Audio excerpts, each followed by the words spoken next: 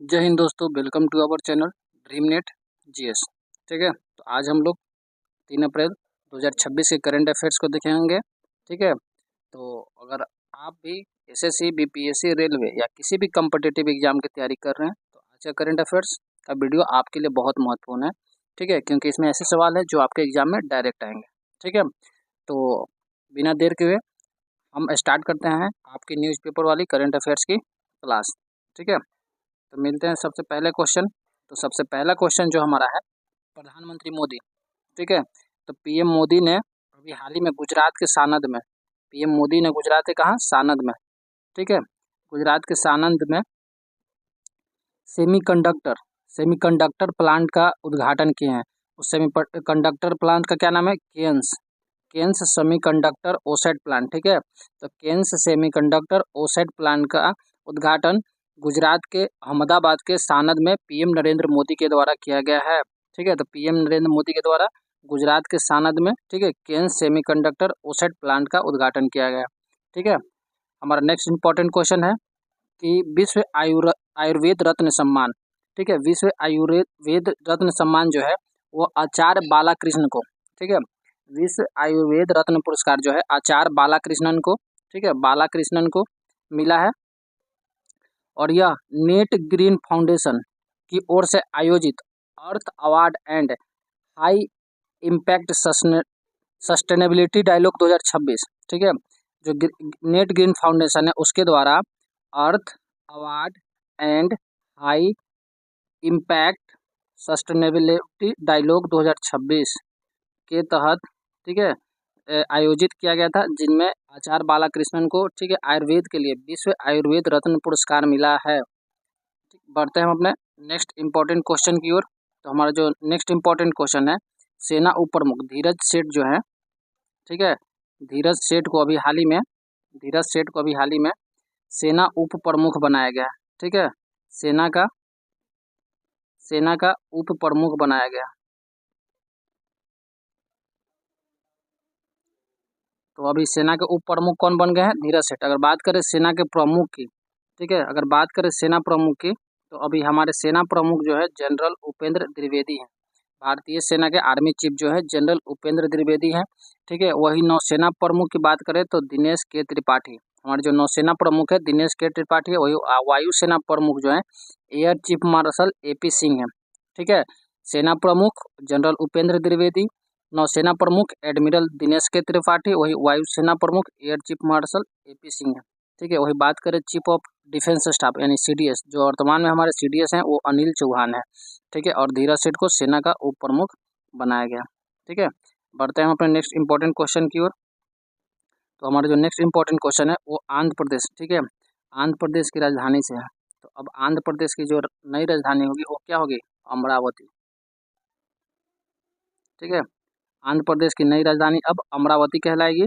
ठीक है, इसको आंध्र प्रदेश पुनर्गठन संशोधन विधेयक, आंध्र प्रदेश, ठीक है, आंध्र प्रदेश पुनर्गठन संशोधन विधेयक 2026, ठीक है, लोकसभा में पारित किया गया था केंद्रीय गृह राज्य मंत्री नित्यानंद राय द्वारा।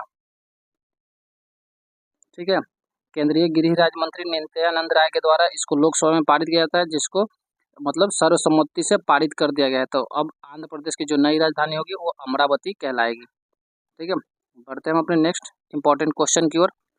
तो हमारा नेक्स्ट क्वेश्चन है विश्व की सबसे बड़ी जनगणना से। ठीक है, तो अभी 1 अप्रैल को भारत में विश्व की सबसे बड़ी जनगणना की शुरुआत हुई है। यह पहली बार डिजिटल जनगणना, ठीक है, डिजिटल है। ठीक है, तो ये पहली बार जो जनगणना है डिजिटल होने जा रही है और यह विश्व की सबसे बड़ी जनगणना है, जिसकी शुरुआत 1 अप्रैल में भारत में हुई है और यह कुल 2 चरणों में होगा। ठीक है, ये जनगणना जो है टोटल 2 चरणों में होगा। पहले चरण में मकान और जमीन का सूचीकरण किया जाएगा, जबकि दूसरे चरण में व्यक्तियों का गणना किया जाएगा। ठीक है, अब बात करें इस जनगणना की, तो ये जनगणना जो है हमारा 16वें क्रम का है, अभी तक का 16वें क्रम का है। जबकि बात करें स्वतंत्र भारत की, तो स्वतंत्र भारत का ये 8वें क्रम का है। ठीक है, और इसमें जनगणना जो है पहली बार डिजिटल रूप से होगी और स्वगणना यानी आप सेल्फ से खुद से भी अपने आप को रजिस्टर्ड कर सकते हैं, जो जनगणना पोर्टल का जो जनगणना का जो पोर्टल बनाया गया है उस पर। ठीक है, अगर बात करें जनगणना 2027 के शुभंकर का, तो जो जनगणना 2027 का शुभंकर जो है प्रगति और विकास को बनाया गया है। ठीक है, प्रगति एंड विकास। जो जनगणना 2027 जो 16वें क्रम का जनगणना है उसके शुभंकर जो है प्रगति और विकास है। स्वतंत्र भारत की 8वीं जनगणना होगी। ठीक है, और यह इसकी पहले चरण की शुरुआत 1 अप्रैल से कर दी गई। ठीक है, तो मिलते हैं हम अपने नेक्स्ट इंपॉर्टेंट क्वेश्चन से।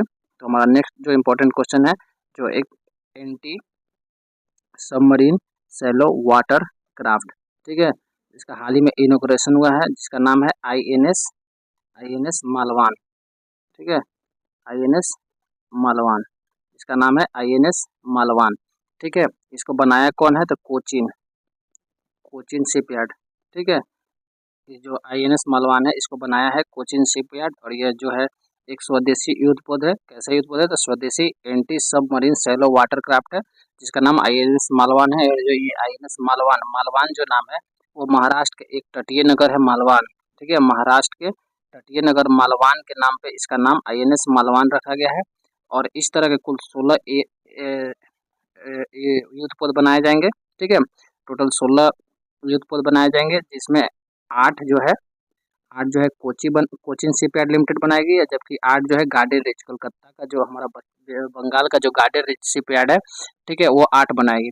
ठीक है, अगर इसके खासियत की बात करें तो ये जो है 80 मीटर लंबा है। ठीक है, और 11 मीटर चौड़ा है। इसकी जो स्पीड है 46 किलोमीटर प्रति घंटे है। इस पर 57 लोग रह सकते हैं और 1100 टन वजनी है। ठीक है, यानी इसका वजन 1100 टन है। ठीक है, स्पीड 46 किलोमीटर प्रति आवर से। याद रखिएगा INS मालवान, जिसका ठीक है कोलकाता कोची शिपयार्ड द्वारा बनाया गया है। तो ये था हमारा आज का महत्वपूर्ण करंट अफेयर्स। ठीक है, और इसी तरह के रोज आपको न्यूज़पेपर बेस्ड करंट अफेयर्स आते रहेंगे। अगर आपको यह करंट अफेयर्स का वीडियो अच्छा लगा हो और आप daily exam focused current affairs चाहते हैं, तो हमारे वीडियो को लाइक कीजिएगा और हमारे चैनल ड्रीम नेट जीएस को सब्सक्राइब कर लीजिएगा, क्योंकि यहाँ हर रोज इंपॉर्टेंट क्वेश्चन अपडेट होते रहते हैं। ठीक है, तो इसी की तरह आज का हमारा न्यूज़पेपर वाली करंट अफेयर्स की क्लास समाप्त होती है। मिलते हैं हम अपने नेक्स्ट वीडियो में, तब तक के लिए जय हिंद, जय भारत।